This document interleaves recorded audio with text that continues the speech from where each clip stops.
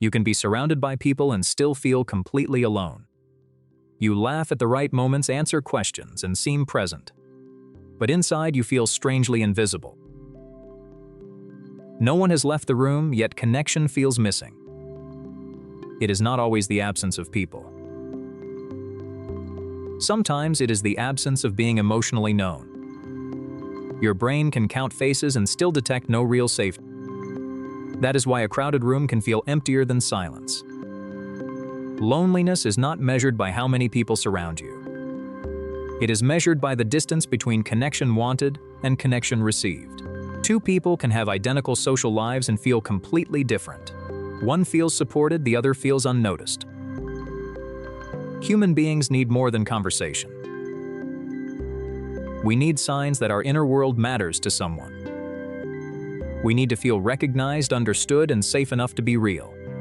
When those signals are missing, the nervous system notices. It begins asking a painful question: am I alone here? Sometimes you feel lonely because you are performing instead of connecting. You choose the version of yourself that causes the least trouble.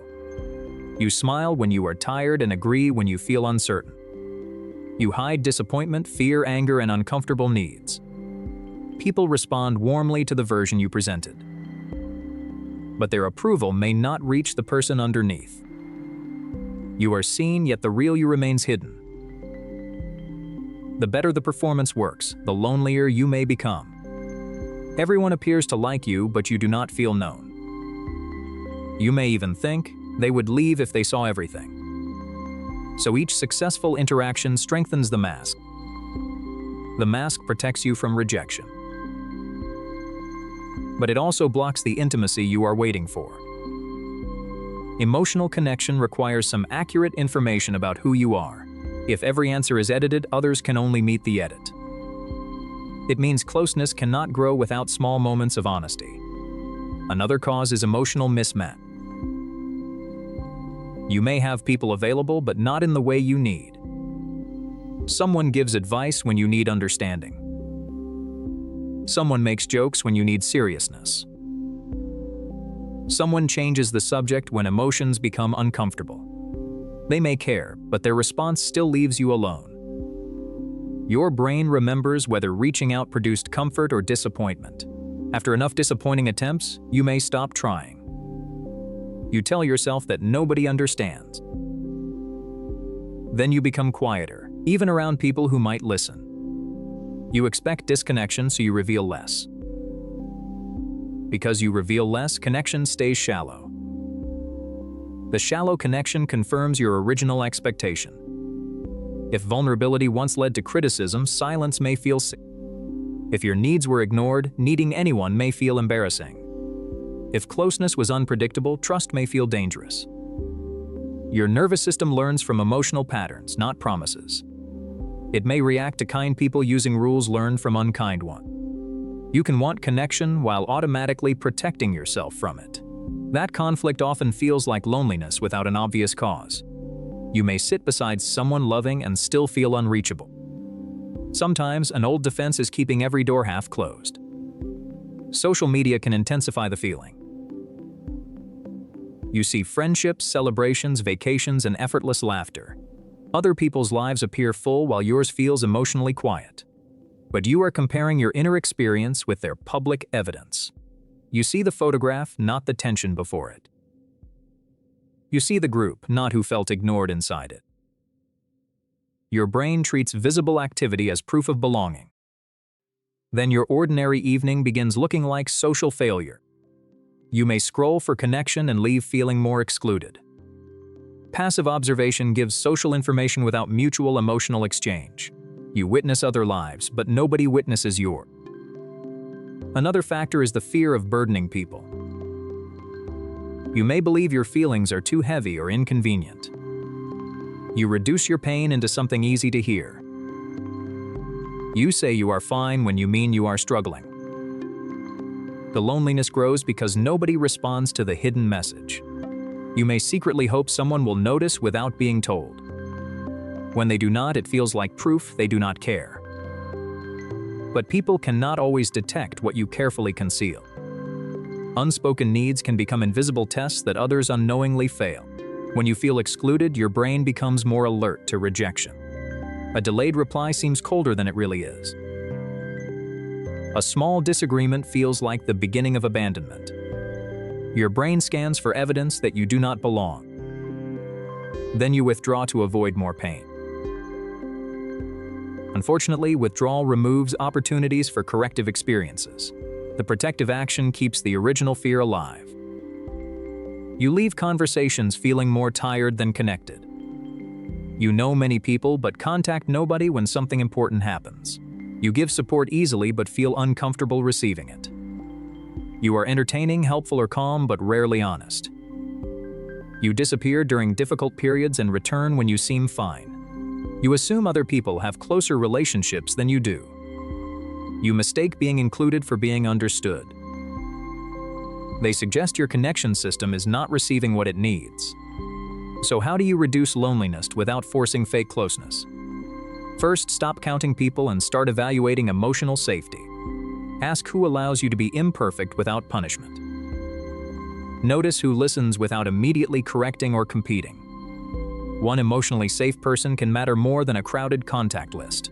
Second, practice small honesty instead of dramatic disclosure. Admit when something mattered more than you expected. Share one true sentence and observe how it is received.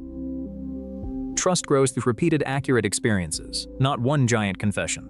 Third, make direct requests instead of invisible tests. Say, "I need listening more than advice right now." Ask someone to spend time with you instead of waiting silently. Clear requests give caring people a real chance to respond. Fourth, create connection through repetition. Familiarity gives strangers time to become emotionally meaningful. Most closeness grows slowly through ordinary, repeated contact. Fifth, reduce passive comparison when you already feel excluded. Choose one real message over 30 minutes of silent scrolling. Sixth, notice when old defenses enter a new relationship. Ask whether the present person is unsafe or merely unfamiliar. Finally, remember that loneliness is a signal, not an identity. It does not mean you are unlovable or permanently disconnected. It means some part of you is asking for meaningful contact. You do not need everyone to understand you. You need a few relationships where hiding is not required. The room may be crowded, but connection begins with one honest moment. Let someone meet the person behind the performance. Being known is frightening, but remaining unseen has a cost. You are not asking for too much by wanting emotional closeness. You are asking for one of the most human things possible. Mia finally sits down, but her mind remains busy. The room stays quiet, yet an alarm starts inside. Unfinished tasks and unanswered messages circle around her head. Rest begins feeling less restorative and more like failure. Her exhausted body relaxes while thoughts demand more proof. Proof she is useful, disciplined, and not falling behind. Mia reopens her laptop, although her attention has vanished. She calls it responsibility, though fear hides underneath professionally. Why does stillness feel dangerous when nothing is wrong?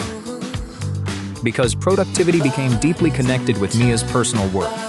Achievement brought praise, forming one simple internal equation gradually. Work brings approval, and approval begins feeling like safety. Eventually, that equation becomes embedded inside Mia's identity itself. She believes completing tasks is what makes her valuable. One pause button appears between her work and identity. Rest now seems to pause her worth, not activity. A quiet afternoon feels like disappearing from life's scoreboard. This painful pattern is commonly called productivity guilt today.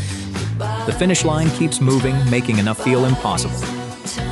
One completed task immediately creates 3 more demanding tasks. Rewards last seconds before the pressure quickly returns again. Productivity becomes a treadmill cleverly disguised as forward progress. Modern culture strongly celebrates visible effort and constant busyness. Busy people receive labels like ambitious, important, and successful. People compare overflowing schedules like trophies proving their commitment. Overwhelm sounds respectable, while resting often feels socially embarrassing. Meanwhile, Mia's recovery remains hidden behind an invisible curtain. Her brain favors actions that leave visible, measurable evidence. Emails, checkmarks, hours, and charts build a public tower. Rest protects future performance without producing an immediate trophy. This biases Mia toward short-term proof over long-term health. Family messages can quietly strengthen this guilt pattern further. Young Mia receives warmth mainly after performing very well. She learns usefulness and achievement keep love close nearby. Years later, stopping work immediately produces guilt inside her. An old lesson whispers that she must earn belonging. Rest activates fears of laziness, failure, and disappointing others. Her nervous system may also misread stillness as danger. Constant urgency trains Mia's body to expect high activation. When pressure stops, her body may not feel peaceful. Calm feels unfamiliar, so her brain searches for problems. Then it creates tasks, worries, or imagined future emergencies. Mia thinks she cannot relax because work remains unfinished. Sometimes she creates more work because relaxation feels unsafe. The Zeigarnik effect makes unfinished tasks mentally stay active. Unfinished tasks often glow brighter than completed ones mentally. During rest, those signals become easier to hear clearly.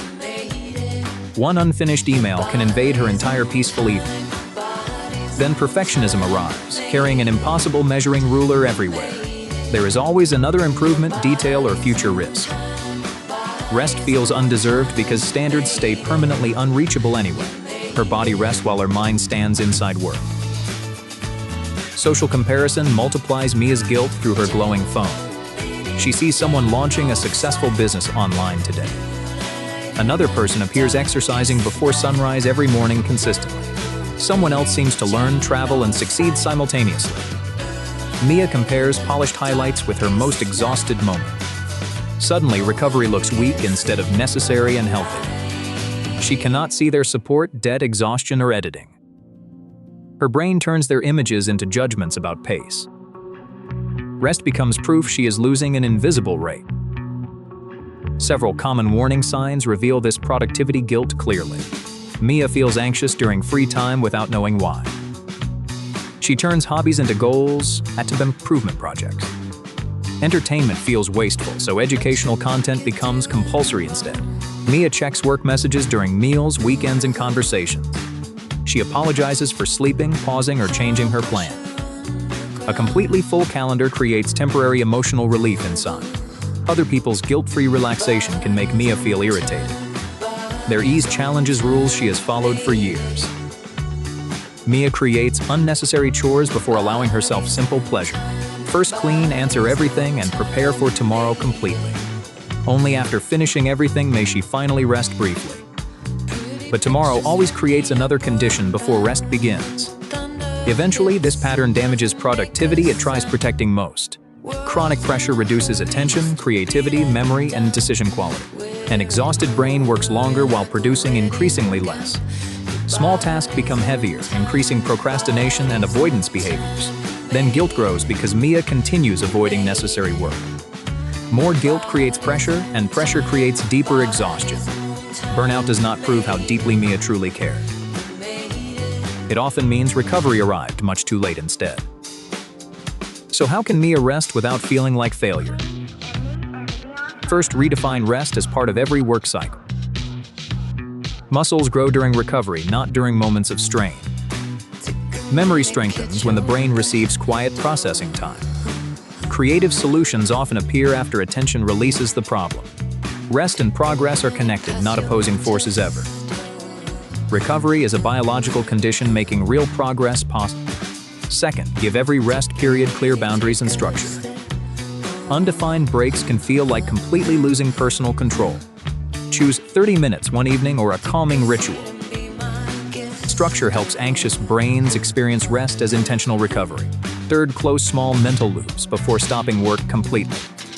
Write unfinished tasks instead of carrying them mentally everywhere. Choose each next action and when work will resume. This tells the brain tasks are stored, not abandoned. Fourth, notice the voice accusing Mia of being lazy. Ask whose voice it resembles and what it prevents. It may guard against criticism that no longer exists. Thank the alarm, but never surrender complete control again. Fifth, practice activities without any measurable outcome attached whatsoever. Walk freely without tracking distance, speed, or calories today. Draw something privately that nobody will ever see online. Listen to music without converting it into self-improvement work. Let small pleasures exist without becoming public evidence afterward. 6. Measure energy instead of tracking only visible output. Ask whether today's pace supports tomorrow's continuing Sustainable days may look modest but build stronger lives. Finally, separate human worth from usefulness and constant achievement. Mia remains a whole person before completing any task. She remains worthy with full inboxes and low energy. Rest does not make Mia less ambitious or capable. It teaches ambition how to survive for much longer. The goal is not earning permission for every pause. Stop treating exhaustion as the price of belonging somewhere. Her value remains steady when every work screen closes. Sometimes responsibility means calmly closing the laptop and stopping. Let the body recover before shutdown becomes unavoidable entirely. Mia may rest before exhaustion becomes impossible to ignore. Ava wanted Leo's attention until he finally returned it. Then the excitement strangely began fading after his affection. Messages once electric suddenly became pale and completely ordinary. Ava starts magnifying tiny flaws she previously ignored completely. Leo offers affection, but Ava experiences it as heaviness. Alone, Ava questions whether her attraction was ever genuine.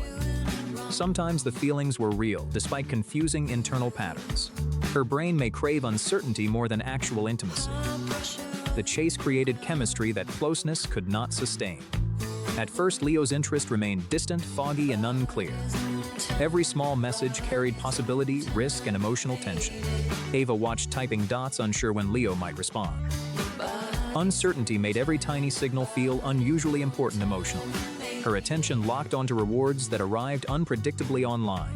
Warm messages after silence felt like winning valuable prizes. She checked, imagined, analyzed, and waited for another reply. More effort lifted Leo higher onto an emotional pedestal. Her mind inflated his value to justify relentless chasing. Finally, Leo approached Ava with clear, affectionate intention openly. The mystery ended and the chase suddenly felt complete. Predictable affection replaced the reward machine's random uncertainty completely. Without uncertainty, the emotional symptoms became noticeably smaller afterward. Calm replaced tension, yet Ava interpreted stillness as emptiness. She worried the chemistry had quietly disappeared between them. Sometimes only anxiety disappears, while genuine connection remains present. If love once felt unstable, safety can feel unfamiliar. Her brain chooses familiar patterns because it recognizes them. People often repeat emotional environments learned during early childhood. Inconsistent affection taught young Ava that love requires chasing. Earned attention can make easy affection feel suspicious later. Ava may trust emotional distance more than sincere kindness.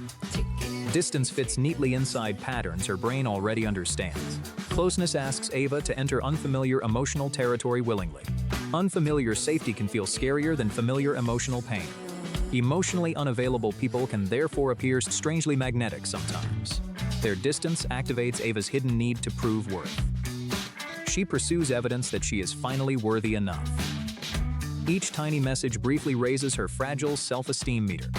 Attention temporarily covers an older crack in her identity. Once Leo chooses Ava, the proof has already arrived. The mission ends, so obsession's its previous fuel. Now Ava faces a real relationship instead of fantasy. Fantasy Leo remains polished, controlled, and endlessly emotionally positive. Real Leo brings needs, boundaries, habits, and emotional responsibility. Fantasy lets Ava imagine closeness safely behind emotional glass. Reality allows Leo to see Ava much more clearly. Being seen feels romantic, but also emotionally dangerous sometimes. Closeness exposes Ava's fears, contradictions, and imperfect needs directly. Distant rejection only touches the version Ava carefully presented. Loving closeness lets Leo see behind Ava's protective mask. Vulnerability creates connection, but also creates meaningful emotional risk. Some people protect themselves by losing interest before intimacy. Ava retreats first, preventing any future abandonment by Leo. Her nervous system labels withdrawal as necessary self-protection instead. This approach and retreat pattern commonly appears within avoidant attachment styles. Avoidant attachment never means the person feels absolutely nothing. It reflects learning that closeness brings pressure or disappointment. Love can feel powerful while remaining safely far away. When Leo becomes available, Ava suddenly feels emotionally trapped. Closeness requires communication, compromise, availability, and emotional presence daily. Fantasy partners remain silent and ask absolutely nothing back. Real partners have feelings, boundaries, and needs requiring consideration. Fear of losing independence can also trigger withdrawal quickly. Ava misreads sincere affection as chains, control, or obligation. A simple message suddenly feels like an enormous demand. Shared plans may resemble cages inside Ava's frightened imagination. Her threat system exaggerates ordinary closeness into serious danger. Low self-worth creates another path into emotional withdrawal patterns. Believing herself unlovable makes genuine affection deeply confusing emotionally. Ava wonders why Leo would choose someone like her. Leo's interest lowers his perceived value inside Ava's mind. Difficult, unavailable people often appear unusually impressive and valuable. Available affection can make caring Leos seem less special. This distorted equation confuses difficulty with personal value entirely. Poor self-image bends how Ava perceives Leo's sincere affection. She distrusts Leo because his care contradicts her self-belief. Distant people confirm her negative self-image despite causing pain. Painful consistency can feel safer than unfamiliar emotional contradiction. She pursues uncertainty, then withdraws immediately after commitment arrives. Ava idealizes distant people while criticizing emotionally available partners. Pursuit brings excitement, while closeness begins producing irritation instead. Her attraction returns whenever Leo starts emotionally walking away. Ava creates minor conflicts whenever the relationship becomes peaceful. After reassurance, she searches Leo for hidden character flaws. She confuses emotional intensity with genuine long-term compatibility repeatedly. Ava calls stability boring before allowing safety to develop. She sometimes misses people who previously treated her poorly. Not because love worked, but because chaos remained stimulating. So, did attraction disappear or did fear suddenly appear? First, Ava notices exactly when her feelings suddenly shifted. Did attraction fade after genuine incompatibility revealed itself clearly, or immediately after Leo became openly available to her? Timing reveals whether information or intimacy triggered withdrawal first. Second, Ava learns separating genuine boredom from unfamiliar calm. Boredom feels empty, disconnected, and completely lacking curiosity inside. Calm can include curiosity, warmth, respect, and attraction still. Third, avoid decisions during the first withdrawal wave entirely. Give the nervous system time adjusting to stable attention. Unfamiliar safety often feels flat before becoming genuinely comforting. Fourth, Ava identifies what emotional closeness appears to threaten. Does she fear lost freedom, judgment, or eventual abandonment? Name the fear before blaming Leo for creating it. Fifth, evaluate relationships through patterns instead of emotional spikes. Look for kindness, consistency, honesty, values, and mutual effort. These foundations matter more than uncertainty's temporary emotional thrill. Sixth, Ava practices receiving care without immediately retreating emotionally. She accepts compliments without questioning Leo's judgment or sincerity. Ava allows support without proving she needs nobody ever. She stays present when affection creates temporary internal discomfort. Freedom and connection can coexist without forcing wrong relationships. Understand fear carefully before treating it as absolute truth. Real attraction can contain peace, not only endless pursuit. Real intimacy begins when perfect fantasy becomes imperfect humanity. Leo's value does not decrease because he chooses Ava. His affection challenges Ava's beliefs about what she deserves. Sometimes losing interest communicates honest incompatibility or changed desire. Sometimes an old defense wears a very convincing disguise. Before leaving, Ava asks herself one difficult, honest question. Do I dislike Leo or fear being genuinely wanted? That answer may transform every relationship Ava continues chasing. Someone ignores your message, and suddenly they occupy your entire mind. You check your phone again, even though nothing has changed. You replay the conversation, searching for the exact moment you failed. The stranger part is this. Attention once felt completely ordinary, but the moment it disappears, your brain starts treating it like treasure. Sometimes it is a psychological loop built from uncertainty and reward. Your brain hates unfinished stories more than it hates disappointing endings. So silence becomes a puzzle, and you become desperate to solve it. That is how being ignored can make someone feel strangely irresistible. Psychologists call part of this pattern intermittent reinforcement. A predictable reward feels good, but an unpredictable reward feels addictive. Imagine a button that gives you a prize every single time. After a while, pressing it becomes boring because the outcome is certain. Now imagine the prize appears randomly after many empty attempts. Suddenly, every press carries tension, hope, and a possible surprise. Social attention can work exactly like that unpredictable reward button. One warm message becomes the prize hidden among hours of silence. Your brain remembers the reward and forgets the frustration around it. Then you begin waiting for the next tiny sign of interest. A delayed reply feels more powerful because you worked emotionally for it. This is why inconsistent attention can feel stronger than steady affection. Chaos creates intensity, and intensity is often mistaken for connection. Another force is the scarcity effect. We naturally assign more value to things that seem limited or unavailable. When someone is always available, your brain stops measuring their presence. When they pull away, their attention suddenly appears rare and valuable. The person did not necessarily become better, kinder, or more compatible. Only their availability changed, yet your perception changed with it.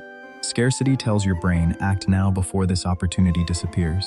That message can override logic, standards, and even self-respect. You may chase someone you would not choose under calmer conditions. The chase itself creates the illusion that the prize must be important. After all, why would you struggle for something with no value?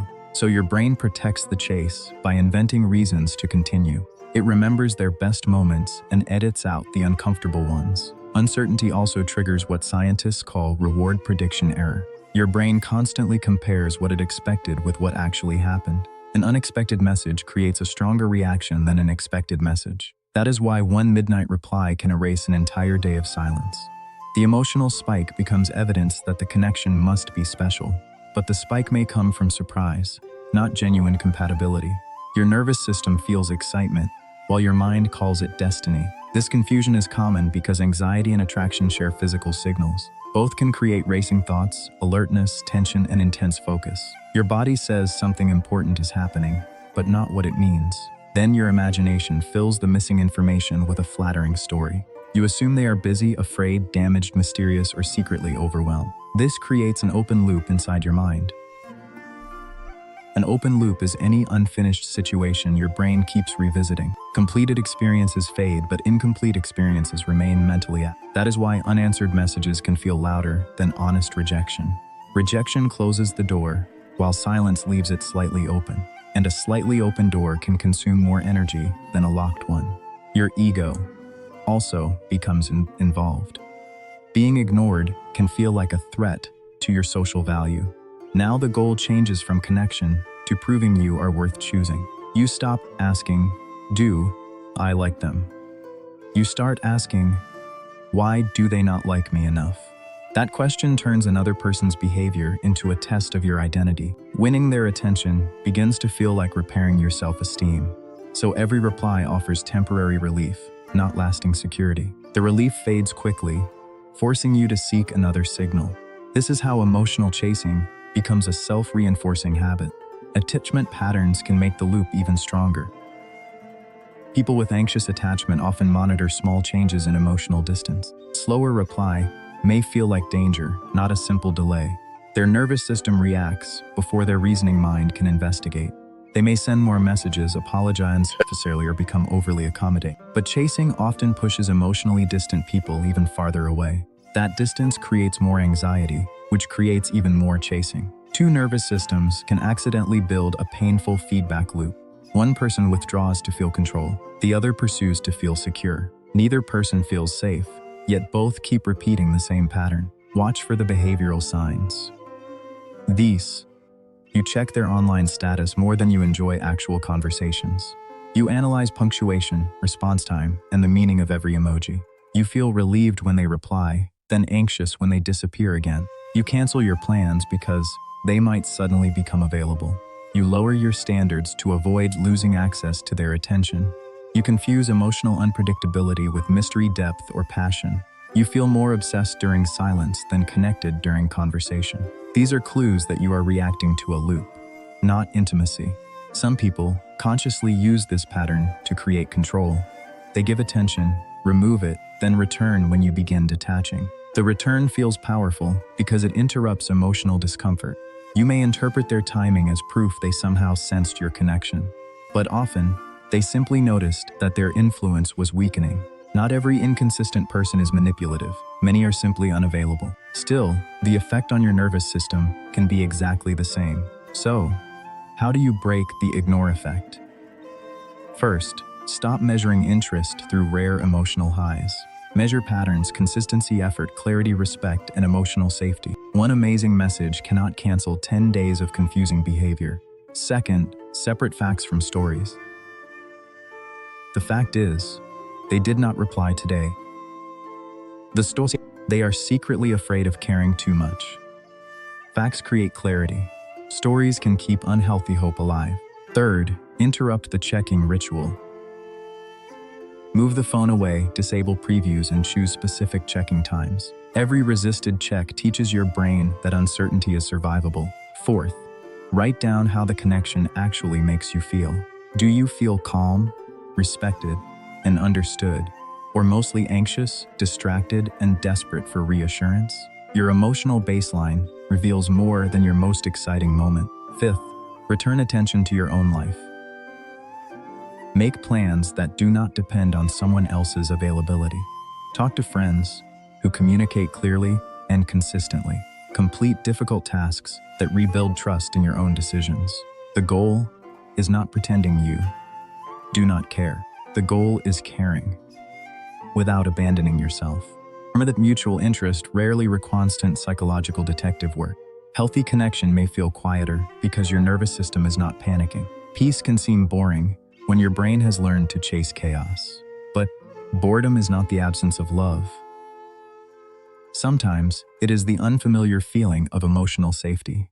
When someone ignores you, ask one powerful question. Do I miss this person, or do I miss being chosen? That answer can expose the entire loop.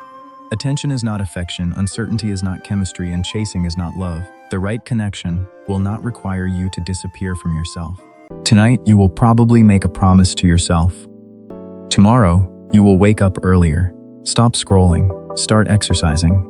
Finally, do the thing you have avoided for months. And for a few minutes, you will believe it. But tomorrow arrives, and a different version of you takes control. So who is that person? The lazy you? The weak you? Not exactly. What takes control is an ancient survival system doing precisely what it was designed to do. The disturbing part is that it can make self-sabotage feel completely reasonable while it is happening. Psychologists describe pieces of this pattern with different names: avoidance, negative reinforcement, temporal discounting. But together, they create what we will call the comfort loop. Trigger, discomfort. Escape, relief. Repeat. 5 steps so fast that you rarely notice them. Imagine Alex needs to prepare a presentation.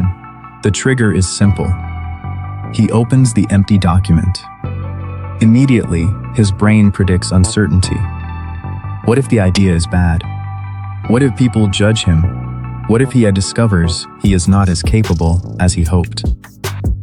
Nothing bad has actually happened, yet his shoulders tighten, his chest feels heavy. The task now carries an emotional price. This matters.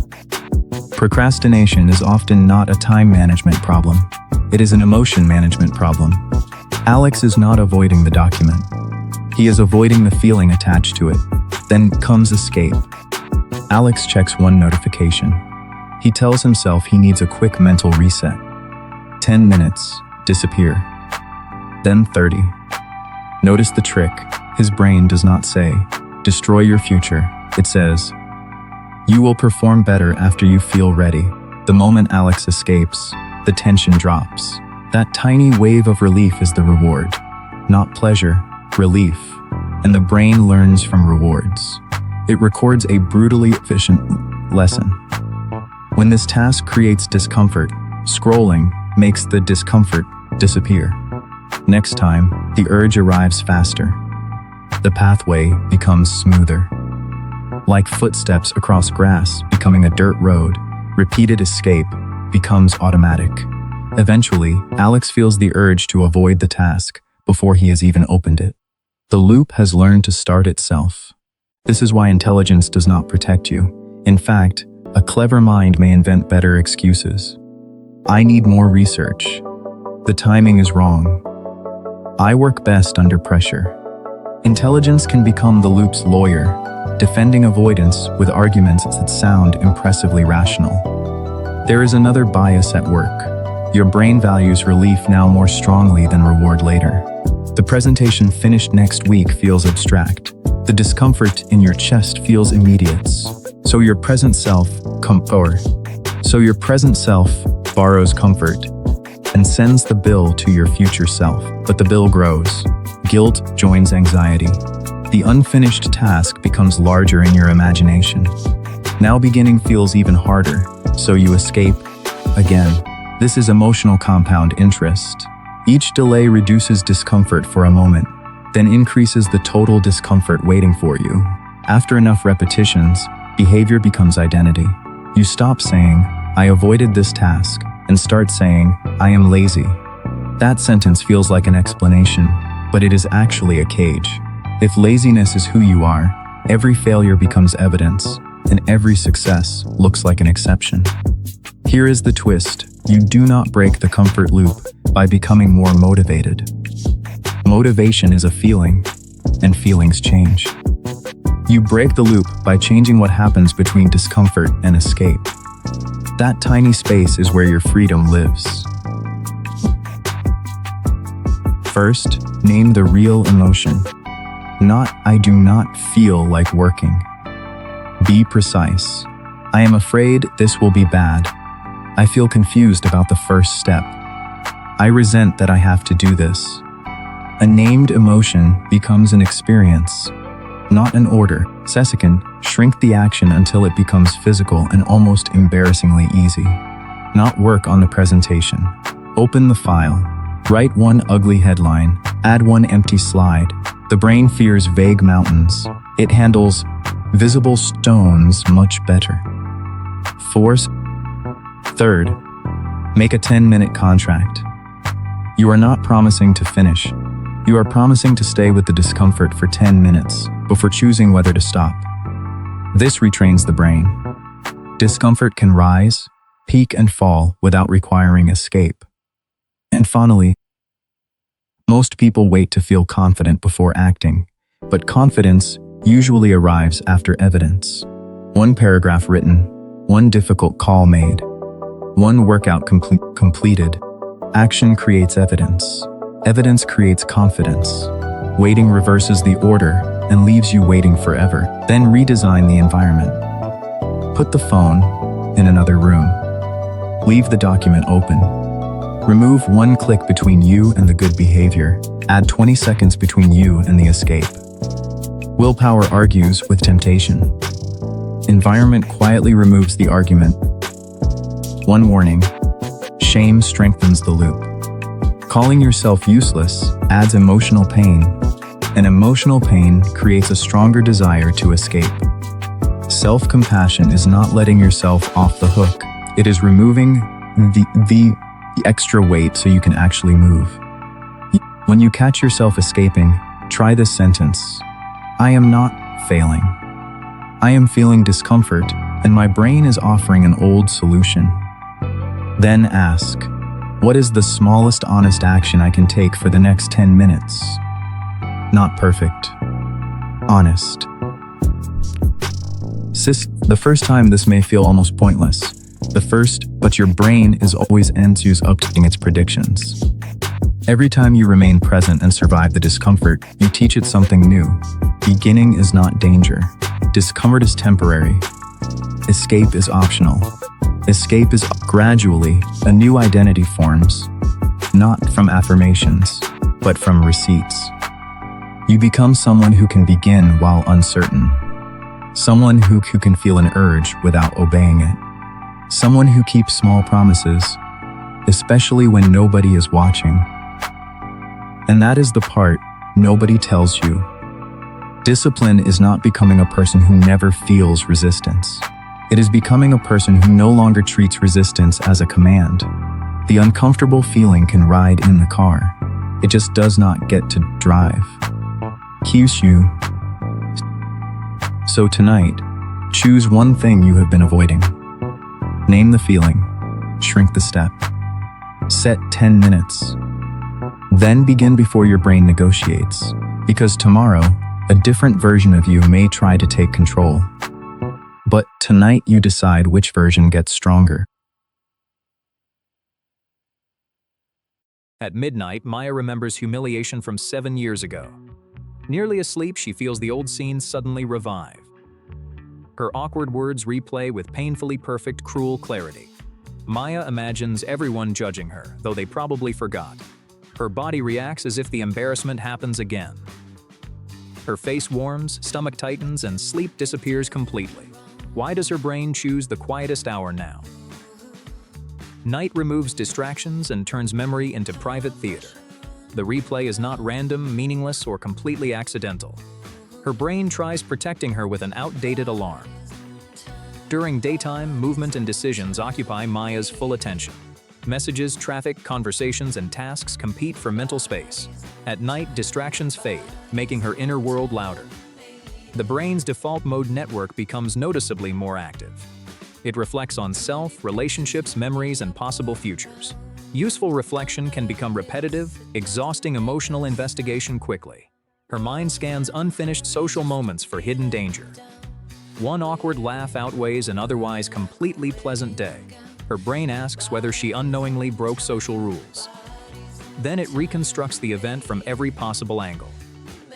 She remembers standing, speaking, and who looked away nearby.